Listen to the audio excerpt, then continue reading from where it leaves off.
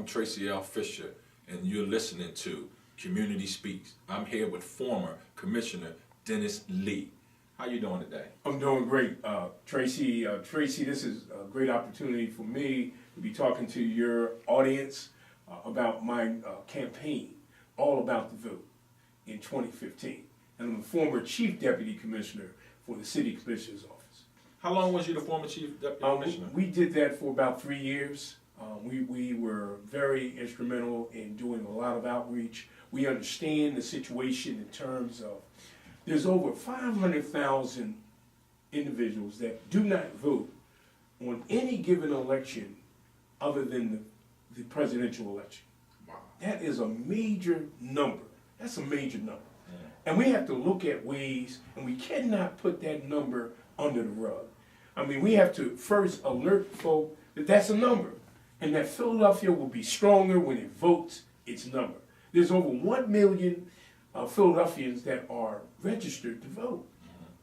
We've got to get to that point, and that's what this campaign is all about, changing that trend. And I thank you for giving me the opportunity to say that to your audience. You're welcome. And speaking of campaign, so you're running for 2015.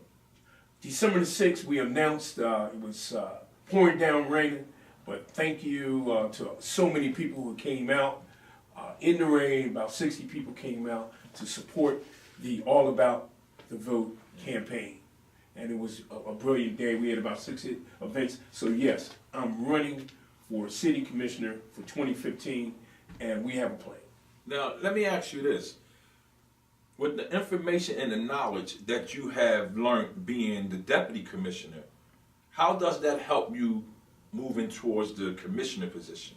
Well, it helps because now we understand the operation side. We also understand the need for more voter education.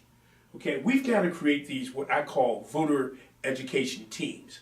They've got to go all over the city. We've got to look at the assisted living area. We've got to look at hospitals, and more importantly, we got to look at our returning citizens. So that number that I talked about, that 500,000 number I talked about 200,000, and you notice about 200,000 of those are folk that are returning citizens that are, for the most part, not understanding that they're eligible to vote, and that's major. Now, actually, it's 300,000 Oh. ex-offenders, and combined with the state, the Fed, and the county, 2,500 come home a month.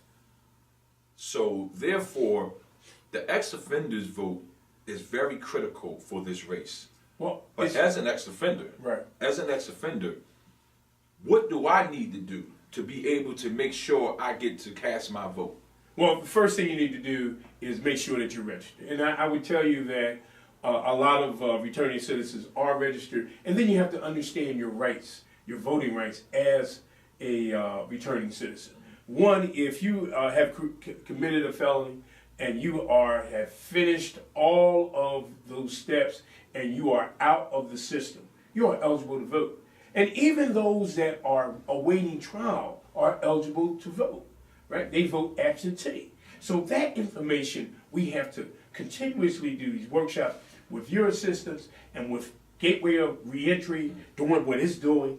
We can make a difference in this area. Well, as an ex-offender, again, I would say this. We look for individuals that really understand what we're trying to do. We're trying to have a voice. Like the Tea Party had a voice, we're trying to have a voice. So we are really sitting back watching how this race develops. So we can actually cast our votes for someone that's going to speak for us. So as an ex-offender, we give you our vote. Do that mean we have a voice now once we put our vote behind you? Well, I believe that city commissioner should be a commissioner for all the people.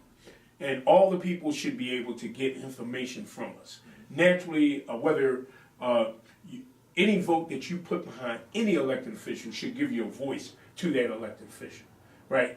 A vote for me just will enhance us getting outreach out to those that are near and dear to you, right? Because we're going to create voter education teams and partnerships because we know that we can't do this work all alone, right? So a vote for me, you will have a transparent office, you will have an office that will be willing to support with voter education information and be there to do those workshops that you need and that your community that you represent need. Now, let's fast forward here. 2015, you're elected. What's the first thing you're going to do in office? Well, first thing I'm going to do in office, I'm going to pray and thank God that I got elected. That's the first thing I'm going to do. I just got to be real. I understand. I just got to be real. That's what this show was about. Okay, realness. I got to be real. And then the second thing there, I'm going to call a meeting, town hall meetings throughout the Philadelphia area, and we're going to have a conversation, a real conversation about all those different segments that are not being represented in terms of voter education information.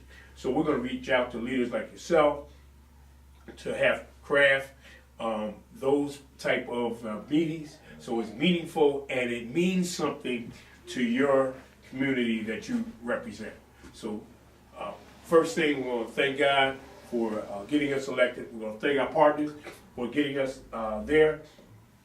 Second thing, we're going to reach out and collectively throughout the whole city hold these meetings so that we can start the conversation and start getting information out so we can change this trend of individuals, over 500,000 of your friends, family, and neighbors, not voting consistently. And that number is scary to know that 500,000, which is 500,000 people not casting their votes, but they want change, but they're not willing to do what's necessary to bring about change. And that's the reason why we're talking about getting the vote out, exactly. Education of the vote. Because when I came home in 2012, it's a lot that I didn't know about ex-offenders registering to vote, and as well as anybody. But me being an ex-offender, I'm that voice for an ex-offender, so I have to keep harping on that part. And we didn't have the right people representing us when I came home. Now, I can say this because this is my TV show. Gateway to Reentry supports you. Wow. Why? That's I'm going to tell you why. It's major. Thank you. Because when I came home, I met you. You wasn't running for anything, but you educated me along with Commissioner Stephanie Singer on what I needed to know as an ex-offender. See, I met a lot of politicians, some good, some not so good, but it's okay, that's life. You meet that even in your family. It's true. It's even true. in your family. That's true. But you're the first person, as well as with the commissioner, that I have met, as well as with Janie Blackwell, pulled me to the side and said, this is what you need to know in this field. Well, we appreciate that. And one of the things that we really need to understand about if we're going to create this change, not if, when we create this change, it's going to take everyone. It's going to take everyone understanding that their vote counts. You know, it's amazing to me that on any given Tuesday, excuse the pun, other than the presidential election, 500,000 people can get up in the morning and go the opposite way. Well, one of the things that happens is because I think Philadelphia will do better when they know better. We gotta start telling folk we have a problem. We have a problem here in Philadelphia. And voting is a problem because Philadelphia represents the largest county in Pennsylvania. When we vote, we have a conversation in Harrisburg. When we vote, we have a conversation in D.C., and it means something. Right now, that conversation is not being heard. Yes, we have a new governor that's coming in, but we can do better. We need to do better. And I believe in Philadelphia and Philadelphians that once they know, and it's the old saying, if you know, you do better. Right? So now we're learning folk that, hey, did you know that 500,000 of your friends and family and neighbors are not coming? You are, but they're not coming, and it would mean even more if they come. So we got to get that message out. It's all about the vote in 2015. I need people to join that campaign. I need people to talk about, listen, Dennis Lee is running for city commissioner 2015. I need people to come out and campaign with me. I need people to call this number, 484-430-1633. That's 484-430-1633. And if you need to email me, my email is real simple, Dennis Lee, citycommission@gmail.com. Just heard, Commissioner, that's what I call him, Dennis Lee. And this is Tracey L. Fisher, Community Speaks.